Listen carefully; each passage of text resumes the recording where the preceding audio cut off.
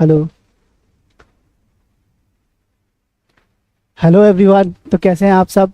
तो आपका फिर से एक बार स्वागत है हमारे यूट्यूब चैनल न्यूटन फिजिक्स के इस प्लेटफॉर्म पे। आज हम लोग जो डिस्कस करेंगे अपने सेल बायोलॉजी के चैप्टर का मतलब टॉपिक जिसका नाम है न्यूक्लियस। ठीक है, ये हमारे सेल चैप्टर का लगभग मतलब लास्ट टॉपिकों में से एक है।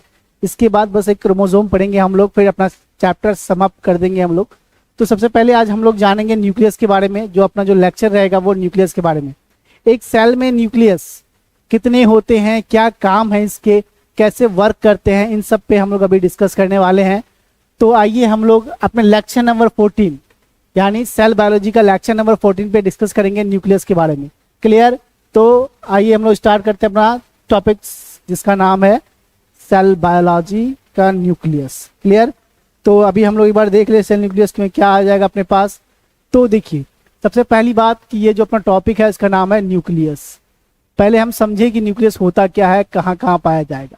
देखिए, न्यूक्लियस हमारे सेल का एक मेन और सबसे बड़ा ऑर्गेनल्स है। कहने का क्या मतलब है कि ये जो अपना क्या बोलते हैं कि न्यूक्लियस है, ये सभी सेलों में जो न्यूक्लियस जो होता है ये हर सेल में एक पाया जाता है। जनरली हमारे एक सेल में एक ही न्यूक्लियस होता है। हम बात कर रहे हैं यूकेरियोटिक सेल के बारे में कि कोई भी सेल हो, जनरली हम देखें तो एक सेल में एक न्यूक्लियस दिखाई देता है। पर कभी कभी एक्सेप्शनली हमें एक सेल में एक से ज्यादा न्यूक्लियस दिखाई दे सकता है। जैसे कोकोनट के जो वाटर है यानी एंडोस्पर्म है, उसमें हमें एक से ज्यादा न्यूक्लियस दिखाई दे सकता है किसी सेल में। अगर हम बात करें ह्यूमन के आरबीसी के बारे में या फिर हम बात करें सीप ट्यूब के बारे में प्लांट में, यहाँ पे हमें कोई न्यूक्लियस दिखाई नहीं देता। ओवरऑल मैं क्या कहना चाह रहा हूँ आपसे कि जनरली हमारे एक सेल में एक न्यूक्लियस पाया जाता है। और न्यूक्लियस का काम क्या होता है कि न्यूक्लियस जेनेटिक मटेरियल को मतलब रखता है, इसीलिए ये एक जनरेशन से दूसरी जनरेशन में ले जाने में हेल्प करता है पर न्यूक्लियस। दूसरी बात, एक सेल में जितनी सारी एक्टिविटीज हो रही है, एक सेल में जितना सारा कुछ काम हो रहा है, इसका कंट्रोल किसके पास है?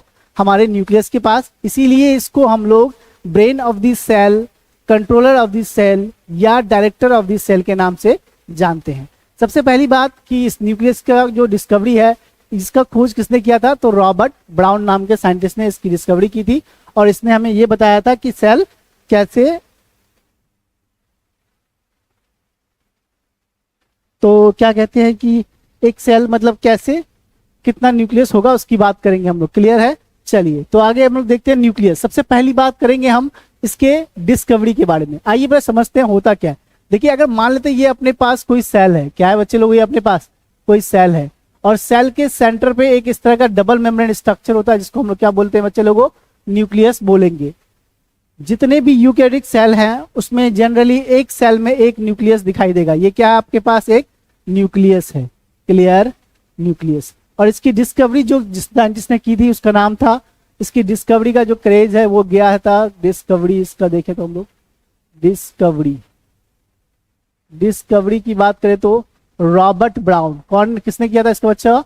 रॉबर्ट ब्राउन ने इसकी डिस्कवरी की थी। कितने को? 1831 को।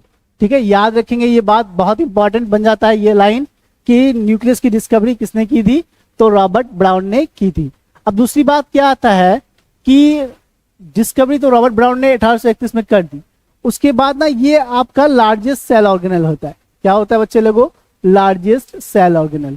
जितने भी सेल ऑर्गेनल मैंने पढ़ाया आपको इस चैप्टर में, जैसे mitochondria, Golgi body, endoplasmic reticulum, जितना कुछ भी पढ़ाया मैंने, सभी में से सबसे बड़ा कौन है?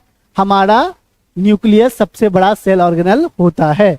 क्लियर? और तीसरी बात करूं मैं इसके बारे में कि जनरली क्या होता है बच्चे लोगों? जनरली अगर मैं देखूं, generally every cell have one nucleus.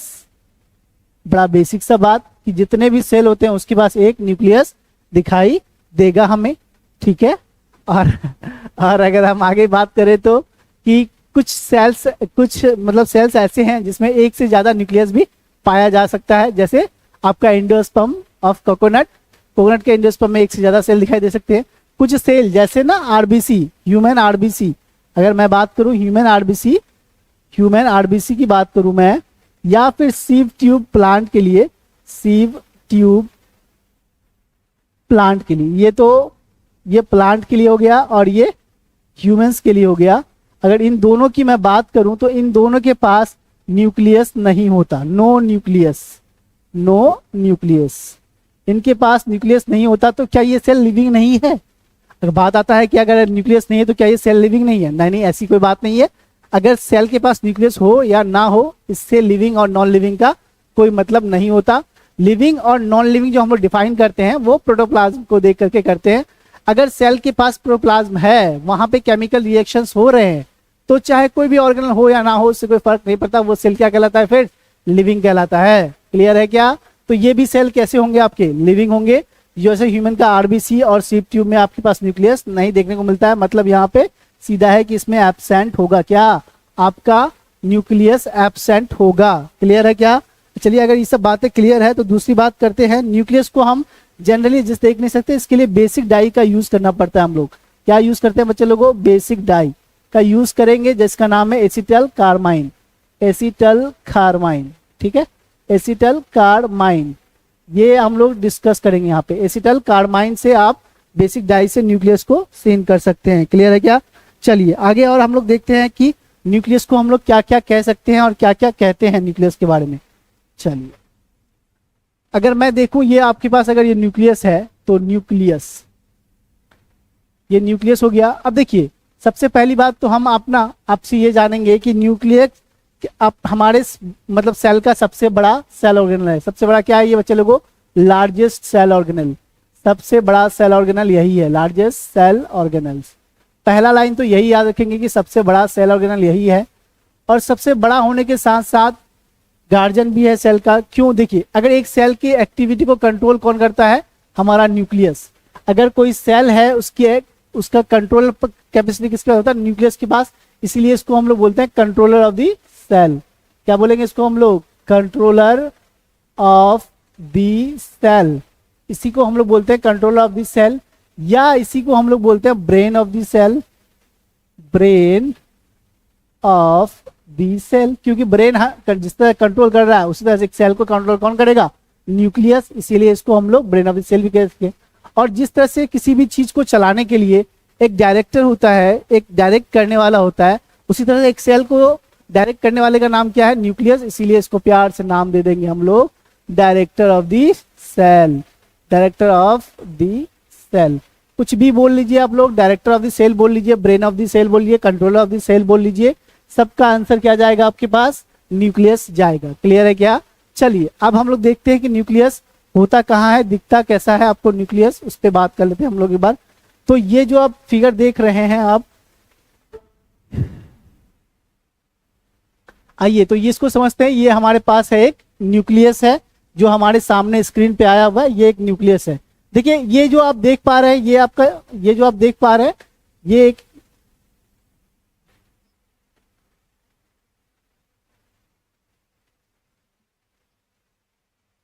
ये न्यूक्लियस है।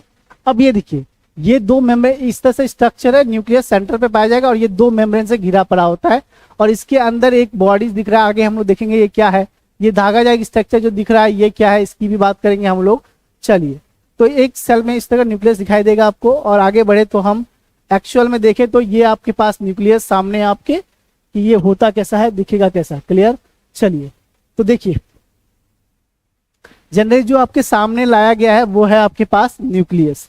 अब आप देखिए न्यूक्लियस को, तो ये न्यूक्लियस जो है ना, ये एक बाहर वाला मेम्ब्रेन होता है जिसको हम लोग बोलते हैं आउटर मेम्ब्रेन। क्या बोलेंगे इसको हम लोग? आउटर मेम्ब्रेन, क्योंकि बाहर मौजूद है तो आउटर बोल देंगे। और ये जो अंदर है इसको बोल देंगे inner membrane. Inner membrane, outer membrane और इनर मेम्ब्रेन, दो मेम्ब्रेन से बना होता है, तो इसीलिए इसको आउटर और इनर के नाम से जान जाएंगे। अब दूसरी बात क्या आता है कि देखिए, आउटर और इनर के बीच में एक स्पेस पाया जाता है, इसको हम लोग बोलते हैं पेरी न्यूक्लियर स्पेस। क्या बोलेंगे बच्चे लोगों? इसको हम लोग पेरी न्यूक्लियर स्पेस। एक ऐसा स्पेस जो किसके किसके बीच में है? आपके पास आपका जो ये आउटर मेम्ब्रेन, जो आउटर मेम्ब्रेन न्यूक्लियस का है और जो इनर मेम्ब्रेन न्यूक्लियस का है, उनके बीच में जो स्पेस है उसी को हम लोग पेरी न्यूक्लियर स्पेस कहते हैं। और इस स्पेस का अगर थिकनेस देखें तो 10 से लेकर के 15 नैनोमीटर तक होता है। कितना बच्चे लोगों? 10 to 15 नैनोमीटर्स। ये एनसीईआरटी की लाइन है, तो हमें याद होनी चाहिए कि इनके बीच में जो डिस्टेंस है वो कितनी होगी? 10 से लेकर के 15 नैनोमीटर। फिर वही बात कि अगर हम नैनोमीटर की बात करें कि नैनोमीटर क्या होता है, तो एक नैनोमीटर बराबर जो हो जाएगा आपके पास एक एंगस्ट्रॉम बराबर 10 to the power 10 मीटर्स। अगर एक नैनोमीटर की बात करूं मैं तो ये हो जाएगा 10 to the power -9 मीटर्स। ठीक है, -9 मीटर्स हो जाएगा। ये बात का हमें रखना है ख्याल। ठीक है, चलिए तो आप समझिए, पहले मैंने क्या कहा आपसे कि जनरली एक सेल में एक ही न्यूक्लियस पाया जाएगा, और न्यूक्लियस का स्ट्रक्चर हमारे सामने आया हुआ है कि ये जो बाहर वाला जो लेयर है इसको आउटर मेम्ब्रेन कहते हैं, और इसको इनर मेम्ब्रेन कहेंगे, और बीच में जो स्पेस बच जाता है उसको हम लोग कहते हैं पेरी न्यूक्लियर स्पेस। क्लियर? अब देखिए, ये आउटर और इनर मेम्ब्रेन आपस में फ्यूज्ड होते हैं। कैसे होते हैं भाई? एक एंड में फ्यूज हो जाते हैं। जो फ्यूज होने के कारण ना यहाँ पे एक छेद बन जाता है जिसको हम लोग बोलेंगे न्यूक्लियर पोर्स। क्या बोलेंगे बच्चे लोगों? इसको हम लोग न्यूक्लियर पोर बोलेंगे। क्या बोलेंगे इसको हम लोग? Nuclear pore. अब ये पोर क्यों है? ये पोर इसलिए है ताकि जो अंदर आरएनए बन रहा है वो बाहर जा सके, और बाहर का प्रोटीन अंदर, अंदर का प्रोटीन बाहर जा सके। इसके लिए एक छोटा सा पोर है जिसको हम लोग न्यूक्लियर पोर कहते हैं। और न्यूक्लियर पोर क्यों बना है? क्योंकि यहाँ आगे का जो सेल मेम्ब्रेन है, जो न्यूक्लियर मेम्ब्रेन है, वो आपस में कहीं कहीं फ्यूज हो गया। फ्यूज होने के कारण उसके बीच में एक गैप रह जाता है। उस गैप को हम लोग क्या बोलेंगे? न्यूक्लियर मेम्ब्रेन बोलेंगे। क्लियर है क्या? चलिए, अगर इतनी सी बात क्लियर है तो आगे बढ़ते हैं और देखते हैं फिर क्या क्या आपके सामने आ जाएगा। चलिए, अब देखिए, अब न्यूक्लियस के अंदर जो पानी भरा होता है उसको कहते हैं हम लोग न्यूक्लियोप्लाज्म। क्या कहेंगे बच्चे लोगों? प्लीज, जो न्यूक्लियस के अंदर जो फ्लूइड भरी पड़ी है उसको हम लोग कह रहे हैं न्यूक्लियोप्लाज्म। क्लियर? अब देखो, न्यूक्लियस के अंदर ही एक धागे के समान स्ट्रक्चर पड़ी हुआ है। धागे के स्ट्रक्चर पड़ी है जिसका नाम क्या बोल रहे हैं हम लोग? हम लोग बोल सकते हैं इसके नाम को, क्या बोलेंगे बच्चे लोगों? इसके नाम को बोलेंगे हम लोग क्रोमैटिन। कौन सा टिन? क्रोमैटिन। क्लियर? ये बात का ध्यान रखेंगे कि जो धागा है न्यूक्लियस के अंदर, जो थ्रेड लाइक स्ट्रक्चर है क्रोमैटिन, वो क्या है आपका? न्यूक्लियस के अंदर। और इस टर्म को यूज करने वाले, जो देने वाले, खोजने वाले साइंटिस्ट होते हैं फ्लेमिंग। कौन सा मिंग? फ्लेमिंग। डिस्कवरी किसने किया था इसका? फ्लेमिंग ने किया था। ये बात को हम लोग को क्या रखना है बच्चे लोगों? ध्यान। क्रोमैटिन के लिए कौन आ जाएगा अपने पास? फ्लेमिंग। चलिए, अब देखिए, अब जो न्यूक्लियस को जो घेर रहा है ना उसको हम लोग न्यूक्लियर इन्वेलप कह रहे हैं, और न्यूक्लियस के पास जो पोर्स है उसको न्यूक्लियर पोर नाम दे रहे हैं हम लोग। ठीक है, अब आगे हम लोग बात करेंगे कि ये जो न्यूक्लियस है उसके अंदर एक स्फेरिकल बॉडीज, क्या है? डेंस स्फेरिकल बॉडीज मौजूद है, जिसको हम लोग क्या नाम दे रहे हैं? न्यूक्लियोलस। क्या होता है बच्चे न्यूक्लियोलस? न्यूक्लियोलस एक ऐसा स्ट्रक्चर जो न्यूक्लियस के अंदर डेंसली पैक्ड है, जिसके पास भी कोई मेम्ब्रेन नहीं होता। ये एक ना स्ट्रक्चर है जो मेम्ब्रेन लेस होता है, और ये बहुत सारे राइबोसोम को फॉर्मेशन करता है, मतलब राइबोसोम को बनाता है आपका न्यूक्लियोलस। इसीलिए इसको हम लोग राइबोसोमल फैक्ट्री कहते हैं। क्लियर है इतनी सारी बात? अगर आपका इतना सारा बात क्लियर है तो आगे हम लोग इस टॉपिक को और आगे बढ़ाएंगे, अपने हाथ से ड्रॉ करेंगे और देखेंगे कि कैसे ड्रॉ कर सकते हैं, कैसे हम इसको समझा सकते हैं। क्लियर है? चलिए, तो बढ़ते हैं अपने टॉपिक की तरफ जिसका नाम है न्यूक्लियस। और अभी हम लोग देखेंगे, मैंने अभी को सब कुछ बता दिया कि इसको क्यों कहते हैं, नहीं कहते हैं। चलिए, तो देखिए, पहले हम लोग बात कर लेते हैं तो न्यूक्लियस के बारे में। मैंने फिगर तो अभी आपको दिखाई दिया, फिर भी एक बार देख लीजिए आप लोग। अगर मान लेते हैं कि कोई सेल है, अगर ये आपके पास सेल है, ठीक है, अगर आपके पास ये सेल है और ये दो मेम्ब्रेन से बाउंड होता है, चलिए 2 मेम्ब्रेन बाउंड होगा इस तरह से, मेम्ब्रेन बाउंड हो गया 2। अब मैं थोड़ा सा इसको पोर बनाने के लिए थोड़ा सा इसके पार्ट्स को गायब कर, चलिए मिट गया तो फिर से दोबारा बना लेते हैं। ये आपके पास कोई न्यूक्लियस है और न्यूक्लियस में कोई 2 मेम्ब्रेन है, और ये मेम्ब्रेन यहाँ पे कुछ कुछ जगहों पे इसके पास पोर्स बने हैं। पोर क्या बने होंगे वो अभी देखते हैं हम लोग कि कैसे पोर्स बनते हैं। तो सबसे पहली बात तो हम ये जानेंगे कि ये देखिए, ये कुछ इस तरह का स्ट्रक्चर और आपस में हो गया फ्यूज, ये न्यूक्लियर मेम्ब्रेन, दूसरा मेम्ब्रेन, और ये आपस में हो गया यहाँ पे फ्यूज, और फिर ये तीसरी मेम्ब्रेन की बात कर रहे हैं जो कि आपस में हो गया फ्यूज, फिर आपके पास ये चौथा मेम्ब्रेन जो आपके हो गया आपस में फ्यूज। कुछ इस तरह का न्यूक्लियस है। और न्यूक्लियस के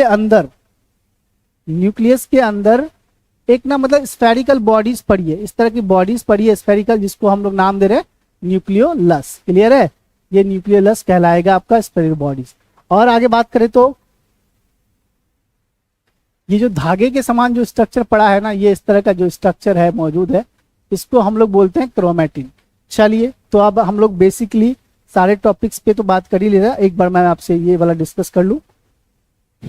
चलिए, तो ये देख रहे हैं, ये आउटर मेम्ब्रेन कहा मैंने इसको, और इसको नाम दिया इनर मेम्ब्रेन। ठीक है, इसके बीच में जो स्पेस मौजूद है, इसको पेरी न्यूक्लियर स्पेस कहा मैंने, पेरी न्यूक्लियर स्पेस कहा, पेरी न्यूक्लियर स्पेस कहा, जिसका कितना था 10 to 15 नैनोमीटर इसका थिकनेस होता है, जो कि एनसीईआरटी में लिखा पड़ा है।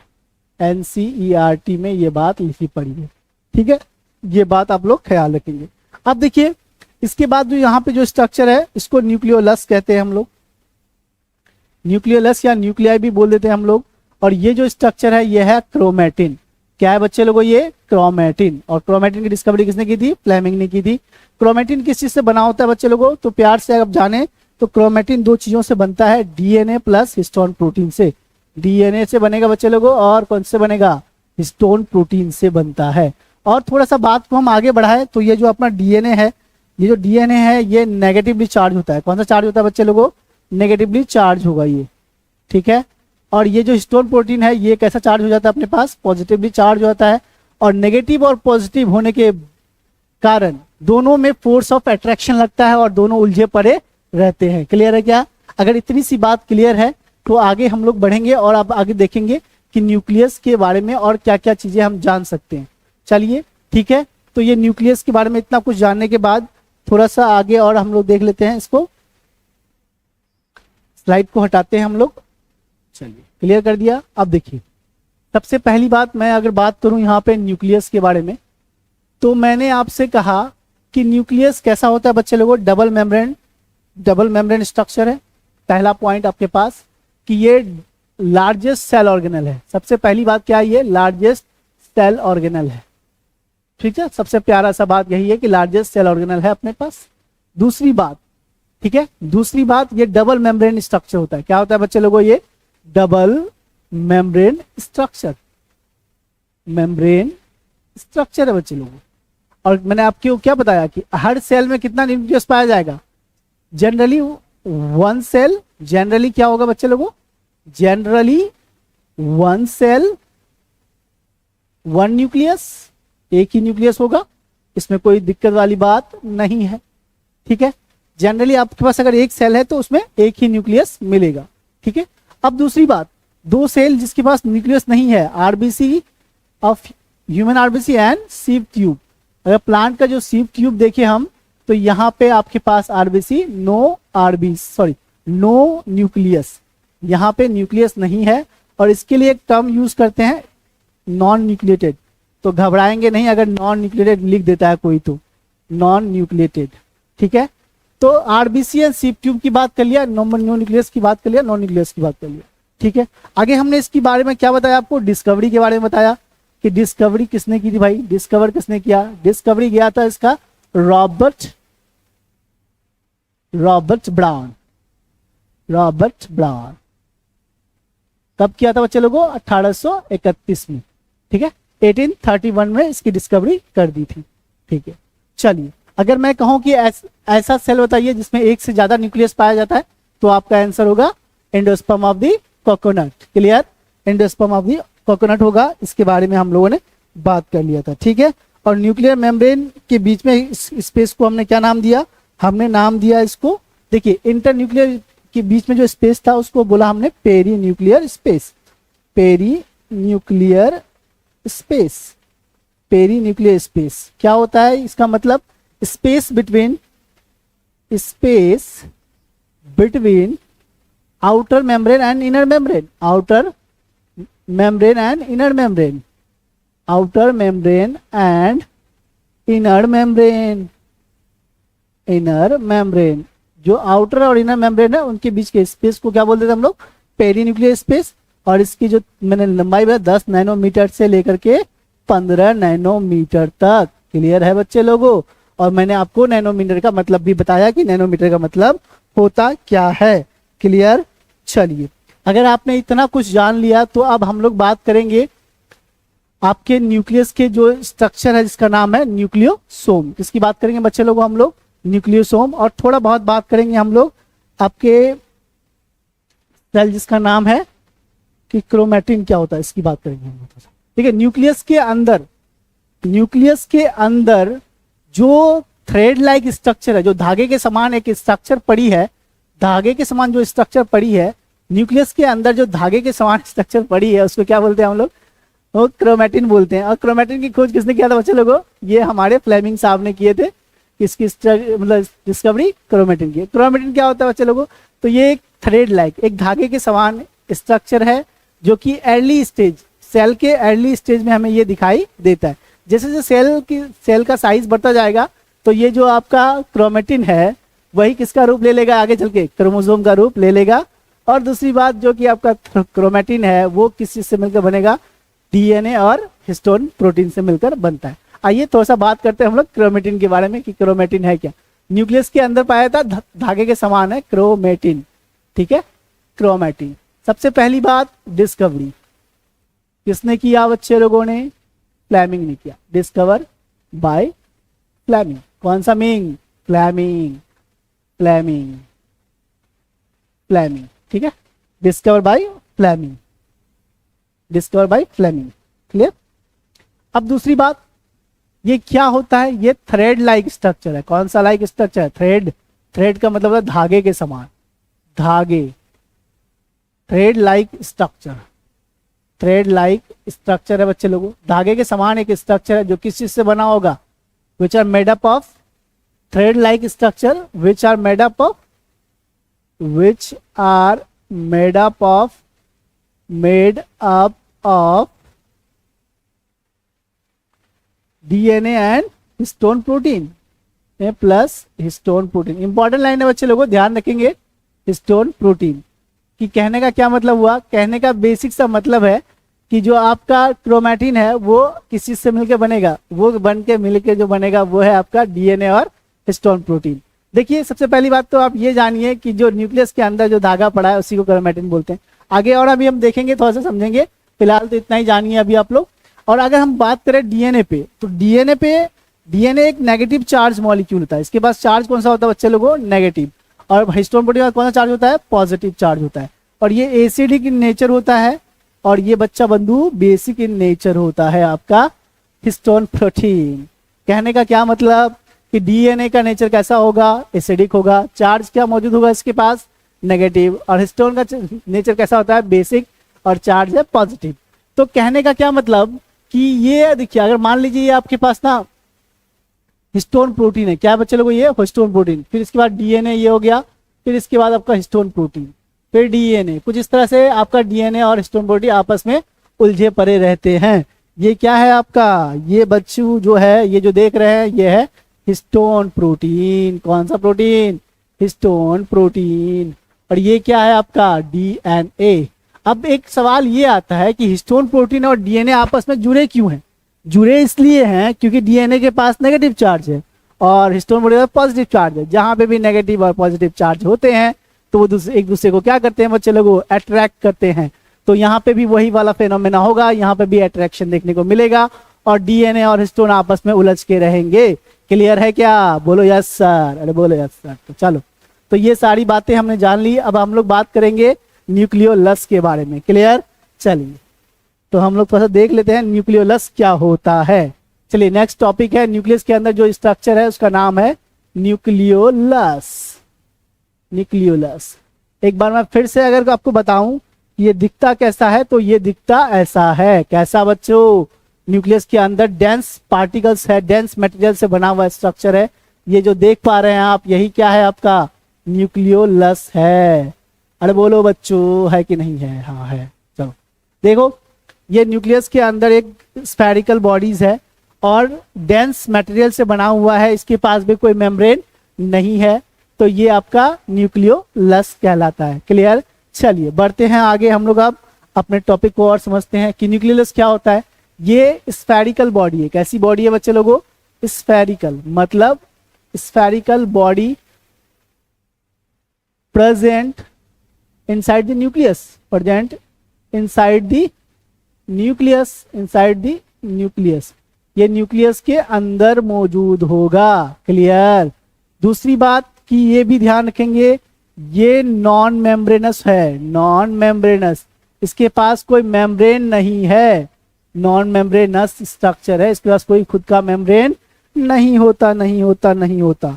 और आगे बात करूं मैं तो आगे और बात करें तो हम लोग बात करेंगे इसके बारे में। तो सबसे पहली बात कि ये जो आपका न्यूक्लियोलस है ये एक्टिव राइबोसोम का फॉर्मेशन करता है। क्या करता है बच्चे लोगों?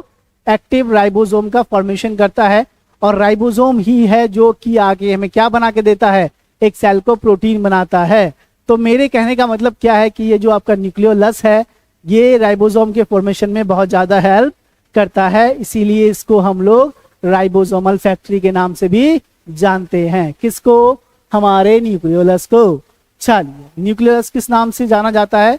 ये जाना जाता है राइबोसोमल फैक्ट्री के नाम से, राइबोसोमल फैक्ट्री, फैक्ट्री के नाम से जानेंगे। क्यों? Because it form active ribosome, because it formed active ribosome, active ribosome, ribosome. क्या रे बच्चे लोगों? ये एक्टिव राइबोसोम का फॉर्मेशन करेगा, इसीलिए इसको हम लोग क्या बोलते हैं? Ribosomal factory. फिर ये जो राइबोसोम है ये न्यूक्लियर पोर से या कैरियोथिका के बीच का जो पोर्स है उसके पोर से बाहर चला जाएगा साइटोप्लाज्म और साइटोप्लाज्म से अंदर। क्लियर है? चलिए, अगर इतनी सारी बातें क्लियर है तो आगे और बढ़ते हैं हम। अभी देखते हैं अपना लेक्चर का ड्यूरेशन कितना हुआ, फिर आगे हम आपको बताते हैं। चलिए, तो सबसे पहली बात कि अभी आपका जो लेक्चर का ड्यूरेशन हुआ है वो अभी हमारे हिसाब से तो ठीक ठाक है। चलिए, एक बार मैं आपको फिर से रिकॉल करा देता हूं कि ये क्या है, न्यूक्लियोलस क्या है या न्यूक्लियस क्या है। चलिए, समाप्त करते हैं इन सब चीजों को कि हमने जो कुछ भी पढ़ा उसमें क्या क्या पढ़ा। एक बार समाप्त कर देता हूं, मैं समरी देख लेता हूं कि क्या क्या मैंने पढ़ा। आपको समरी की बात करूं मैं तो समरी, आज के लेक्चर का समरी में अगर हमने देखा क्या क्या पढ़ा, मैंने आपको पढ़ाया न्यूक्लियस के बारे में। ठीक है, न्यूक्लियस, ठीक है, ये मैंने न्यूक्लियस पढ़ाया आपको। सबसे पहली बात कि न्यूक्लियस जनरली एक सेल में एक ही दिखाई देगा और ये डबल मेम्ब्रेन स्ट्रक्चर है, दो मेम्ब्रेन से घिरा होता है, ये सारी बातें। ठीक है, अब सुनो, मैंने आपको इसमें क्या क्या पढ़ाया कि न्यूक्लियस के अंदर हमारा न्यूक्लियस जनरली एक होता है, ठीक है, वन होगा जनरली। ठीक है, और ये ना आपको director of the cell, director या ब्रेन या कंट्रोलर ऑफ द सेल के नाम से जाना मैंने इसको। ठीक है, न्यूक्लियस के अंदर जो पानी पाया जाता है उसको न्यूक्लियोप्लाज्म कहते हैं। ये भी बात आज हम बता दे रहे हैं आपको, सुन लीजिए आप। दूसरी बात की डिस्कवरी किसने किया था न्यूक्लियस का? रॉबर्ट ब्राउन ने किया था। क्लियर है क्या? रॉबर्ट ब्राउन ने इसकी डिस्कवरी की थी और रॉबर्ट ब्राउन 1831 में इसकी डिस्कवरी कर देगा, श्रेय भी लेके जाते हैं, 1831 में कर दिया था इसकी डिस्कवरी। ठीक है, और दूसरी बात कि न्यूक्लियस के अंदर एक स्ट्रक्चर पाई जाती है, इसका नाम है न्यूक्लियोलस, न्यूक्लियोलस। और ये आपको राइबोसोम फैक्ट्री के नाम से जानते हैं, इसको हम लोग राइबोसोमल फैक्ट्री के नाम से जानेंगे, क्योंकि राइबोसोम का क्या करता है बच्चे लोगों? ये राइबोसोम का फॉर्मेशन करता है, इसलिए राइबोसोम फैक्ट्री के नाम से जान लिए। इसके बाद इसके अंदर ना धागे के समान स्ट्रक्चर पड़ा है जिसका नाम है क्रोमेटिन। क्रोमेटिन ये टर्म किसने यूज किया था? डिस्कवरी किसने किया था? तो फ्लेमिंग ने किया था बच्चे लोगों। फ्लेमिंग नाम के साइंटिस्ट ने बेसिक डाई का यूज किया था और इसकी डिस्कवरी कर ली थी। ठीक है, न्यूक्लियस के बारे में। और दूसरी बात मैंने बताया आपको इंपॉर्टेंट जो था आपके पास कि जो आरबीसी है और सीव ट्यूब है इसके पास न्यूक्लियस नहीं होता, नहीं होता, नो न्यूक्लियस, नो न्यूक्लियस। यहाँ पे न्यूक्लियस आपको दिखाई नहीं देगा बच्चे लोगों। क्या इतनी सी बात क्लियर था? इतनी सारी बातें पढ़ाया मैंने, पढ़ा। ठीक है, और उसके बाद मैं अगर और थोड़ा सा बहुत इलेबरेट करूँ तो ये समअप है एक तरह से आपके न्यूक्लियस का कि ये न्यूक्लियस में इतनी सारी बातें हमने पढ़ाया। अब देखिए, न्यूक्लियस दो मेम्ब्रेन से घिरा हुआ है, तो दोनों मेम्ब्रेन के बीच की जो दूरी है, स्पेस है, उसको हमने कहा पेरी न्यूक्लियर स्पेस। क्या कहा हमने उसको बच्चे लोगों? Perinuclear space. और इसका जो डिस्टेंस बताया मैंने कितना, 10 से लेकर के 15 नैनोमीटर के आसपास का डिस्टेंस मैंने आपको बताया। क्लियर है? तो ये सारी बातें हमने किसके लिए यूज की, न्यूक्लियस के बारे में बात किया, डिस्कवरी कैसे हुआ, कितना पाया था, ये सारी बातें। अब हम लोग अगले लेक्चर में देखेंगे कि न्यूक्लियस के अंदर जो क्रोमैटिन मटेरियल है वो कैसे कंडेंस होता है और कैसे क्रोमोसोम का फॉर्मेशन करता है, कि क्रोमोसोम दिखेंगे कैसे, होंगे कैसे, पूरा डिटेल स्टडी करेंगे हम लोग क्रोमैटिन के बारे में। फिर हम जानेंगे कि क्रोमैटिन से क्रोमोसोम का फॉर्मेशन कैसे होगा। चलिए, क्लियर है क्या? तो बस आज का लेक्चर यहीं तक। अगले लेक्चर में हम लोग मिलेंगे फिर आपसे और हम लोग बात करेंगे किसके बारे में, क्रोमैटिन के बारे में, क्रोमैटिन से कैसे क्रोमोसोम बनेगा उसकी बात करेंगे। फिर अपना ये टॉपिक को हम लोग सम अप करेंगे, फिर देखेंगे फिर क्या होगा। चलिए, तब तक आप लोग पढ़ते रहिए और बढ़ते रहिए बस।